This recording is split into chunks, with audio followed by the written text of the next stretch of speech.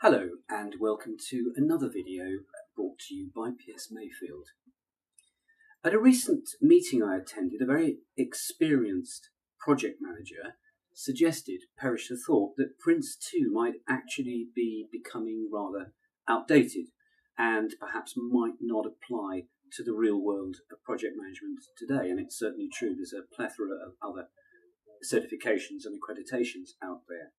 So with PRINCE2 coming up for its, must be getting off its 20th birthday this year, next year I think. Today we want to pose the question, is PRINCE2 still relevant, or should we now be looking at other methodologies?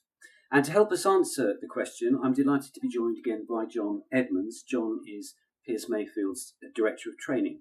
John's an experienced program and project manager in his own right. And so, John, I hope you're very well placed to give us your take. So, welcome, and could you start off by just giving us a very brief overview of PRINCE2, just to set the scene, and we'll move on from there. Okay. Yeah. Well, PRINCE2 is a structured method for running projects. It's a quick headline there. It's based on experience drawn from thousands of projects, countless project sponsors and project managers, project teams, academics, trainers, consultants. Am I telling this enough? Yes, indeed. Okay.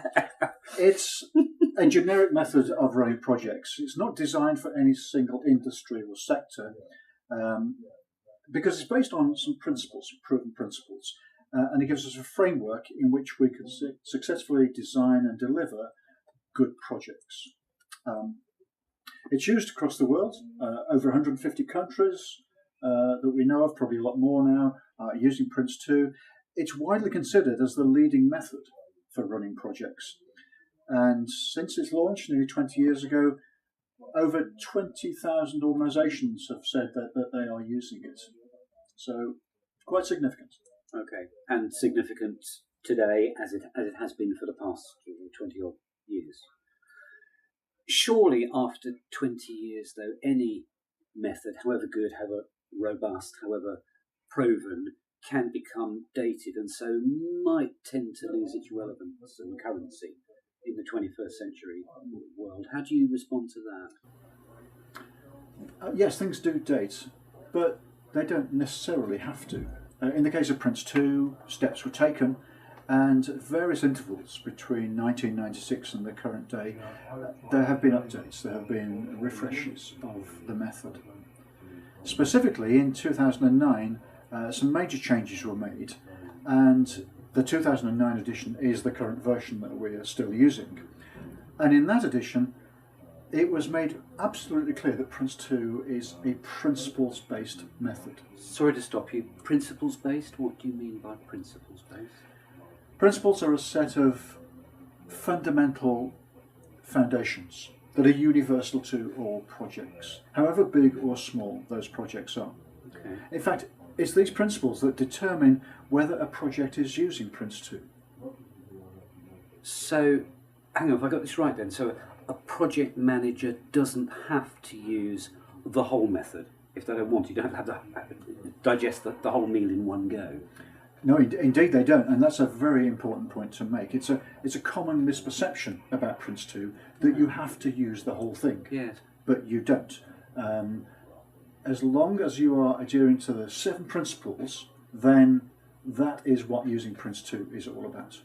Right, okay. So the case of this chap I mentioned earlier, he may well have been trying to double dot every I and double cross every T. Yes. And probably spending more time slavishly following the method than actually getting the job done, which was overkill. That can be the case. Over egging the pudding.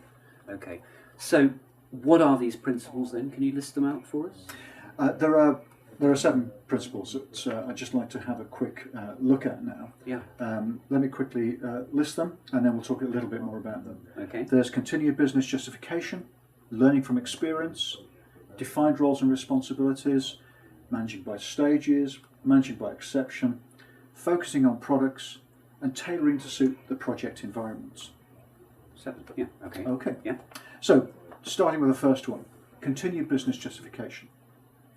This one says there needs to be a justifiable reason to start the project, and that justification should remain valid throughout the project. The justification is documented and it's approved. And we normally do that within the project business case. Right. Yeah. Secondly, learning from experience. It's very common in projects to have lessons learnt reports. But what we see is they are seldom used after a project. It's sad that something is recorded and then never sees the light of day after that.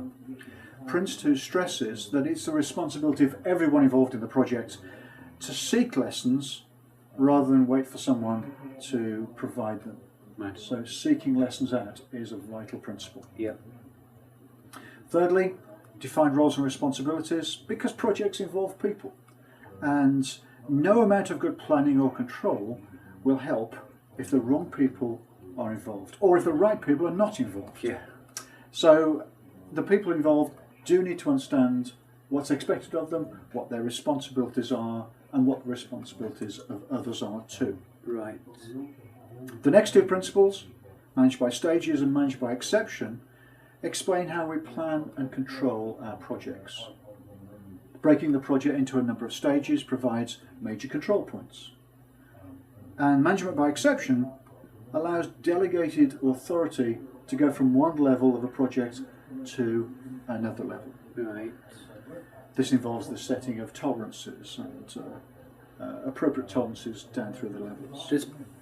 Does PRINCE2 specify how many stages should be involved in, or not? No, once again, that's the flexibility of PRINCE2 coming in, because it doesn't. It just says you need to use stages, but the number of stages depends on the requirements of that particular project. Right. Okay. So there's a lot of flexibility. There is. There is, which is a point you keep coming back Absolutely. to. Yeah. Okay. Okay.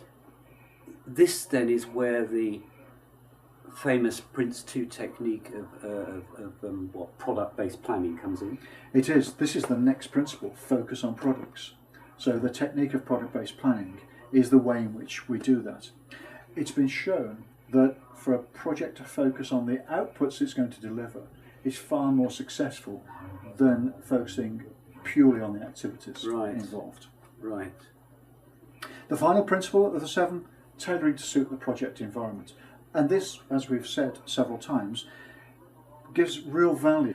The value of PRINCE2 is that it's a universal project management method.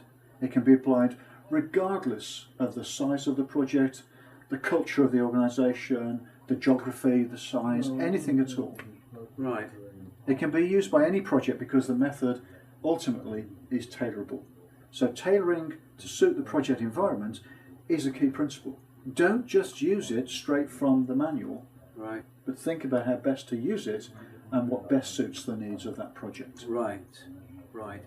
So what you're really saying then is that in answer to maybe this chap's question we spoke about earlier on, has PRINCE2 had its day? Because it's robust, because it's been road tested over time, and because it's flexible, you're saying it absolutely has not had its day.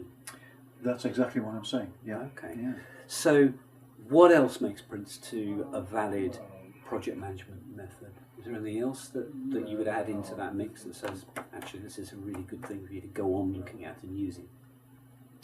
I think the language that it gives us, the common language, the terminology that's used across all projects, that's really helpful. And that's been taken into regular use in many organisations. Right. PRINCE2's got global reach. It's used in most parts of the world, and the very fact that it works. I've regularly been involved for a number of years now in supporting and training people in PRINCE2. It still feels fresh and relevant today in the way that it did 19, 20 years ago. Okay. Give the last word to you, and this is a bit off the wall, but it's something I wanted to ask.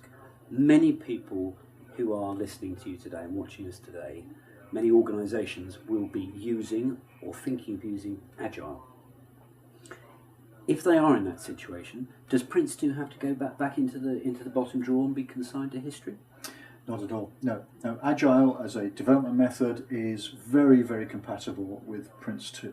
And there is no contention between them. There might be some language differences, but those can be worked out. And A good project manager using PRINCE2 should have no problem in addressing the need for agile development. So PRINCE2 lives, long live PRINCE2. It does. John, thank you very much. As always, a pleasure to talk to you. There's a lot of information that John shared with us in this video.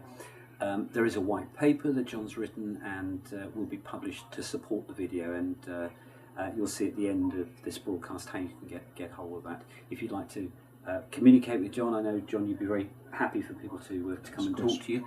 And you can email John at john.edmonds, EDMONDS, at piercemayfield.com. Pierce Mayfield has a very wide portfolio of accredited and bespoke training and support programs across a very broad area that can help you build a sound understanding and competence amongst a range of disciplines. And if you'd like to find out more, we'd be delighted to talk to you. You can look at our newly relaunched website at www.piercemayfield.com.